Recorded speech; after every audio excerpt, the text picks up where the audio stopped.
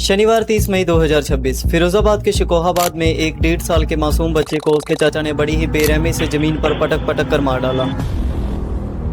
और ऐसी एक घटना होती है ग्रेटर नोएडा के जवार में, जहां एक 15 साल के मासूम बच्चे को उसी के 3 दोस्तों ने बड़ी ही बेरहमी से मार डाला। आखिर क्या हुआ था इन बच्चों के साथ और क्यों इनको इतनी बेरहमी से मारा गया, आइए जानते हैं आज की इस वीडियो में।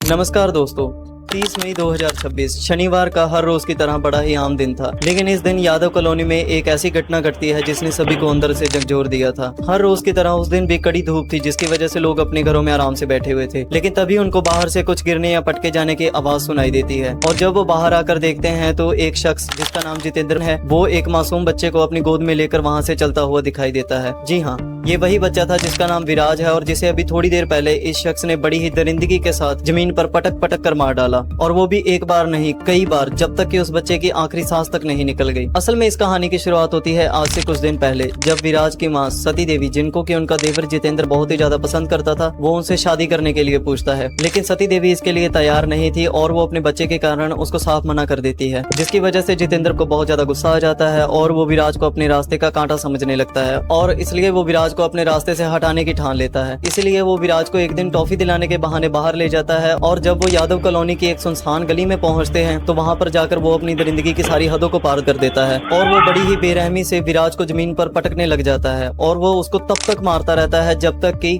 गली के लोग वहां पर बाहर नहीं आ जाते। और जब जितेंद्र गली के लोगों को बाहर आते देखता है तो वो विराज को वहां से लेकर चला जाता है, और फिर थोड़ी देर बाद ही वो विराज को उसके घर के सामने फेंक आता है। जब ये मामला पुलिस में जाता है तो जितेंद्र पुलिस के डर से वहां से भागने की कोशिश करता है। इसी मुठभेड़ के दौरान पुलिस जितेंद्र पर एक गोली चला देती है, जो कि सीधा जाकर उसके पैर पर लगती है, जिसकी वजह से वो जख्मी हो जाता है और फिर उसको पास ही के किसी हॉस्पिटल में दाखिल करवाया जाता है। और ऐसी ही एक और घटना 21 मई 2026 को होती है ग्रेटर नोएडा के जवार में, जहां एक 15 साल के मासूम बच्चे जिसका नाम गोपाल शर्मा था, उसकी लाश एक सुनसान घर में मिलती है, जिसे कि बड़ी ही बेरहमी से मारा गया था। असल में इस वारदात का मेन कारण था गोपाल की दादी और उन आरोपियों के बीच में हुई कहासुनी। गोपाल, जो कि अपनी उम्र से बड़े 3 लोगों के साथ, जिनका नाम था नरेश महतो, उमेश कुमार और मोहित, अक्सर उनके साथ बैठकर हुक्का पिया करता था। और जब ये बात गोपाल के परिवार वालों को पता चलती है तो गोपाल की दादी उन तीनों के पास जाती है और उन सभी में बहुत ज्यादा बहस होती है, जिसकी वजह से वो तीनों अपना सारा का सारा गुस्सा गोपाल पर निकालने की सोचते हैं। इसीलिए वो अगले दिन फिर से गोपाल को अपने साथ बैठकर हुक्का पीने के लिए बुलाते हैं, और जब गोपाल उन तीनों के पास जाता है तो वो तीनों गोपाल को बड़ी ही बेरहमी के साथ मार देते हैं। अगर पुलिस की रिपोर्ट्स के हिसाब से देखें तो उन तीनों ने गोपाल का सर दीवार में मारा, जिसकी वजह से उसकी मौत हो गई। लेकिन अगर परिवार और आस पड़ोस के लोगों के हिसाब से देखें तो उन लोगों ने गोपाल को बहुत ही ज्यादा तड़फा तड़फा कर मारा। उन्होंने सबसे पहले गोपाल का गुप्तांग काट दिया, उसके साथ यौन शोषण किया, उसकी दोनों आंखें निकाल दी, उसकी जीभ काट दी गई, उस पर पेशाब किया गया, और इससे भी ज्यादा दर्दनाक काम उस पर तेजाब फेंक दिया गया,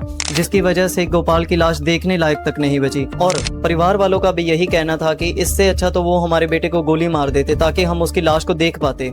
कील गाड़ी हाथों में तेजाब डाला है, उसके ऊपर मुंह है। लेकिन उन दरिंदों ने उसकी लाश को देखने लायक तक नहीं छोड़ा था। आखिर किस विकसित भारत की ओर हम लोग बढ़ते जा रहे हैं। लोगों में हैवानियत दिन प्रतिदिन बढ़ती ही जा रही है, और ये तो सिर्फ वो केसेस हैं जो कि सोशल मीडिया की वजह से हमारे तक पहुंच रहे हैं और जिनको अभी तक दर्ज किया गया है। लेकिन ऐसे न जाने कितने ही रेप केसेस और मर्डर केसेस इंडिया में हर रोज हो रहे हैं, जो कि कभी दर्ज भी नहीं किए जाते। और कुछ केसेस तो ऐसे होते हैं जिनमें आरोपियों पर आरोप साबित होने के बाद भी कोर्ट उनको बाइज्जत बरी कर देती है। लेकिन यहाँ पर सिर्फ आरोपी ही गुनहगार नहीं होता, हर वो शख्स गुनहगार होता है जिसको इसके बारे में पता होता है और वो इसके खिलाफ अपनी आवाज नहीं उठाता। हर वो शख्स गुनहगार होता है जो कि ये सोच लेता है कि मुझे इससे क्या लेना, ये मेरे घर में थोड़ी हुआ है। लेकिन अगर आग आपके पड़ोस में लगी है तो एक न एक दिन वो आपके घर तक भी जरूर पहुंच सकती है। तो इसलिए अगर आपको अपने आस पड़ोस में कभी भी कुछ भी गलत होता लगे तो उसके खिलाफ फौरन अपनी आवाज उठाएं, ताकि किसी बेगुनाह को अपनी जान ना गंवानी पड़े और किसी का घर तबाह ना हो।